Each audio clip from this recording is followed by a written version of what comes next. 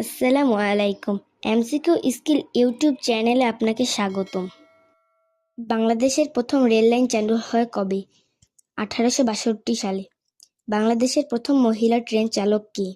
Salma Khatun. Rail line কি দিয়ে তৈরি? উচ্চমানের ইস্পাত দিয়ে। বাংলাদেশের সবচেয়ে পুরানো রেল স্টেশন কোনটি? Jagati rail station, Kushtia. Rail পুলিশের নাম কি? GRP police. বাংলাদেশে মোট রেল স্টেশন কয়টি? 489টি। বাংলাদেশের রেলওয়ে সদর দপ্তর কোথায়? ঢাকায়। একটি পূর্ণ রেল লাইনে কয়টি রেল থাকে? 2টি রেল থাকে, একটি ডান পাশে ও আরেকটি বাম পাশে। রেল লাইনে ব্যবহৃত লোহার নাম কি?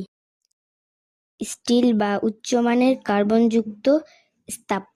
রেলওয়ে ট্র্যাক কত প্রকার হয়? 3 প্রকার। বাংলাদেশের কোন শহরে রেলওয়ে কারখানা রয়েছে? সৈয়দপুর, নীলফামারী জেলায়।